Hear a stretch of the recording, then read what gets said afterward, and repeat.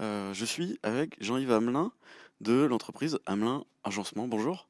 Bonjour. Est-ce qu'on peut présenter rapidement qu'est-ce que Hamelin Agencement? Hamelin Agencement, c'est une entreprise d'agencement, comme son nom l'indique, dont le dirigeant est Jean-Yves Hamelin. Nous sommes installés à Cariado, dans la zone de Cariado, depuis 19 ans. Une entreprise de 12 personnes, une équipe qui fait du meuble donc sur mesure essentiellement, qui travaille donc le bois et tous ses dérivés. Sur un atelier de 1000 mètres carrés. Et nous travaillons sur un rayon d'action situé entre Vannes et Quimper, et quelques chantiers parisiens. Le bois, c'est une matière qu'on pense très écologique, mais il y a des chutes, il y a des sûres, il y a il y a du traitement aussi sur le bois. Comment ce bois-là est traité? Et effectivement, il n'y a pas que le bois massif, il y a des panneaux dérivés qui sont imprégnés de résine. Il y a aussi les finitions de mobilier qui comprennent donc du vernis, des résines, des huiles. Toutes ces choses sont appliquées dans notre atelier, dans une cabine de vernis, euh, avec des déchets qui n'ont rien à voir avec le bois. Ouais. Mhm.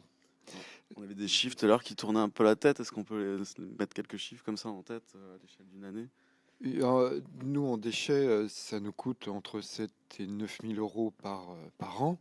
On, la principale source de déchets, c'est ce qui est capté en sortie de machines stationnaires. Ce sont des copeaux, des sciures, des poussières de ponceuse. euh, qui ont du mal à retrouver une nouvelle vie. Mais bon, j'ai bon espoir, grâce à Odélor, de trouver une vraie filière pour redonner vie à ces déchets-là, au moins. Autrement, tout ce qui est vernis, donc il y a une entreprise spécialisée en traitement qui s'en charge. On a quand même une production de chaux de bois massif qui est introduit dans le chauffage, tout simplement. Euh, on a un peu, enfin, des choses sont recyclées tout de même. Là, vous avez donc, ça a donné le fruit de ce partenariat. Quelles ont été les solutions ou les préconisations que vous souhaitez ou que vous aimeriez en tout cas mettre en place?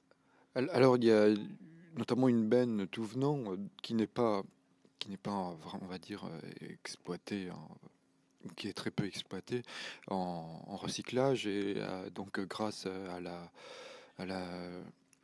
ce qui a été fait avec Odélor, grâce à la prise de conscience, on va dire, euh, on va regarder de beaucoup plus près déjà, et puis cette benne, on va peut-être tout simplement la diviser en deux, trois bennes bah, pour optimiser ce recyclage.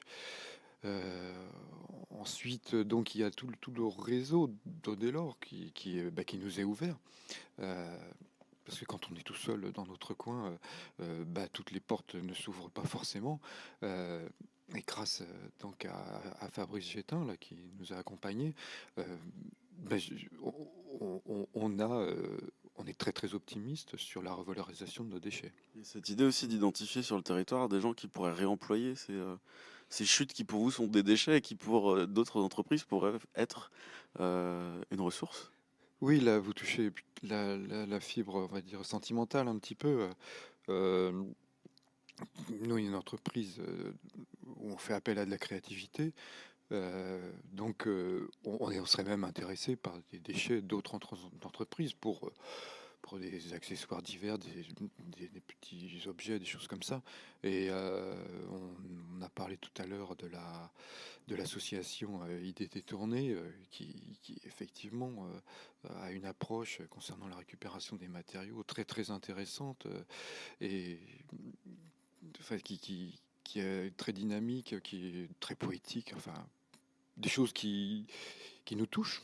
Quelque chose qui vous parle parce que vous-même vous avez été fouiné parfois dans des bennes pour au début de votre carrière.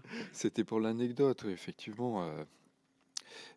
J'ai une formation dans une école d'art appliqué où on essayait de provoquer chez nous de la créativité et pour ça on allait notamment dans des bennes récupérer du plexiglas, récupérer du plaquage, puisque c'était une école d'art appliqué autour de l'ébénisterie. Enfin des bons souvenirs quoi. Merci beaucoup Jean-Yves Hamelin, donc pour l'entreprise Hamelin Agencement.